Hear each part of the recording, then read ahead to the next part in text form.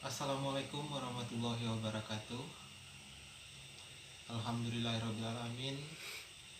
Marilah kita ucapkan puji syukur kepada Allah Subhanahu wa taala yang telah memberikan rahmat dan karunia-Nya kepada kita bersama. Berkat rahmat dan karunia-Nya kita telah dapat hadir berkumpul dalam rangka pertemuan bulanan kita, yakni pertemuan FDS. Yang kali ini kita akan membahas tentang sesi 10, yaitu kesakitan pada anak dan kesehatan lingkungan.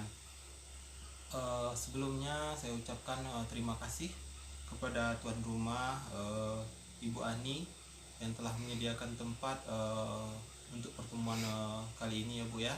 Seterusnya kepada peserta PKH yang telah menyempatkan hadir untuk pertemuan kita kali ini.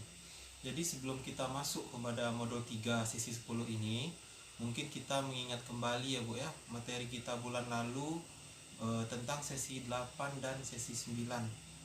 Mungkin dari ibu-ibu pertemuan ini ada yang masih ingat Bu tentang sesi 8 Bu atau sesi 9? Ada? Iya, silakan Bu. Oke, iya. Terima kasih ya Bu ya.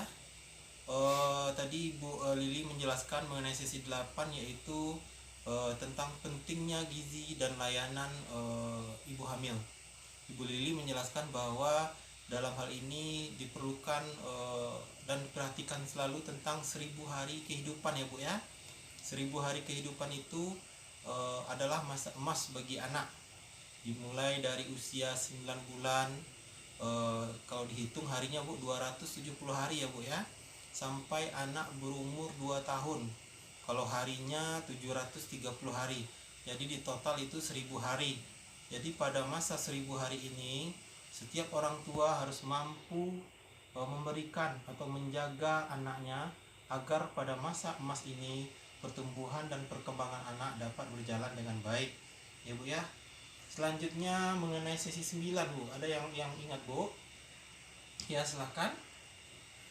Iya, terima kasih ya Bu ya, benar sekali.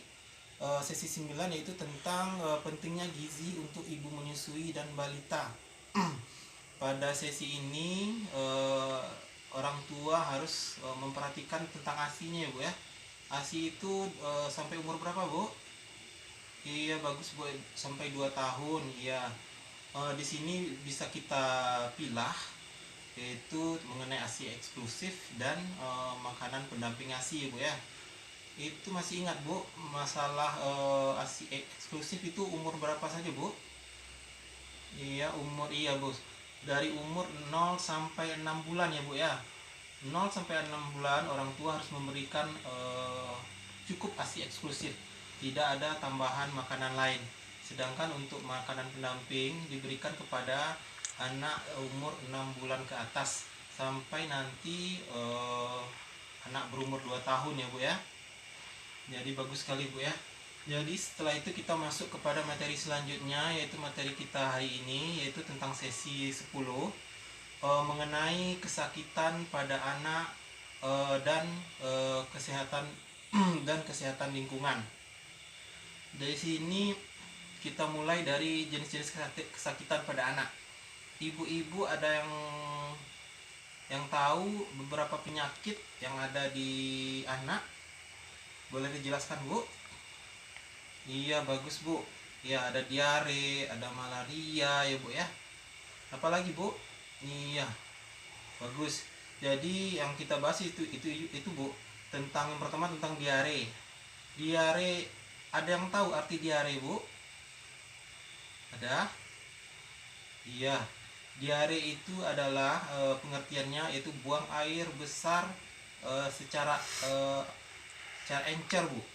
Jadi bisa terjadi pada anak di mana buang air itu lebih dari 3 kali dalam sehari.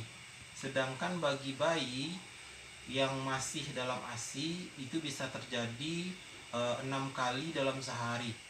Jadi yang harus diperhatikan di sini adalah jika terjadi diare pada anak, diharapkan orang tua secara tanggap menyikapi masalah diare ini, karena masalah diare ini tidak main-main Bu. ujungnya bisa malah terjadi kematian, Bu. Jadi jika dari ibu-ibu yang pernah alami, apa saja, Bu, yang ibu lakukan jika anak terjadi diare? Iya, bagus, Bu. Diberi Oralit ya, Bu ya. Bagus. Ada lagi, Bu? Air susu, iya, diberi ASI, Bu ya. Ya, bagus sekali. Dapat disimpulkan bahwa jika anak terjadi diare, mungkin ada beberapa hal yang perlu diperhatikan oleh orang tua. Yang pertama, perbanyak minum air putih, Bu. Diberikan kepada anak. Jika anak masih menyusui, susui anak. Ya, selanjutnya orang tua juga memberikan Oralit di rumah. Mungkin jika terjadi hal yang lebih besar, tidak berhenti dengan pemberian Oralit atau yang lainnya, mungkin orang tua lebih sebaiknya membawakan anaknya ke puskesmas atau ke rumah sakit untuk mendapatkan pertolongan yang lebih baik.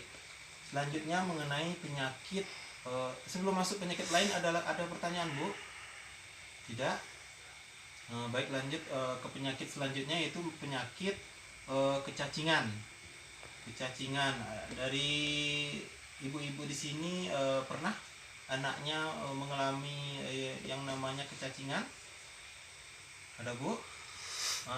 Kecacingan ini terjadi yaitu adanya parasit ya, Bu ya, masuk ke dalam tubuh.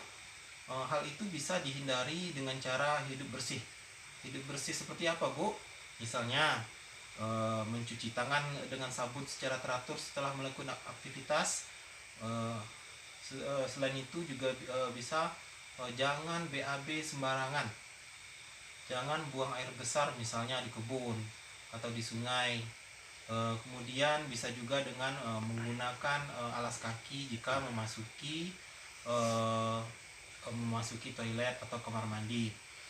Kebersihan itu harus tetap jaga, Bu, karena mungkin di kamar mandi ada hal-hal yang kecil, mungkin bisa masuk ke pori-pori kaki, nantinya akan menyebabkan anak mengalami kecacingan.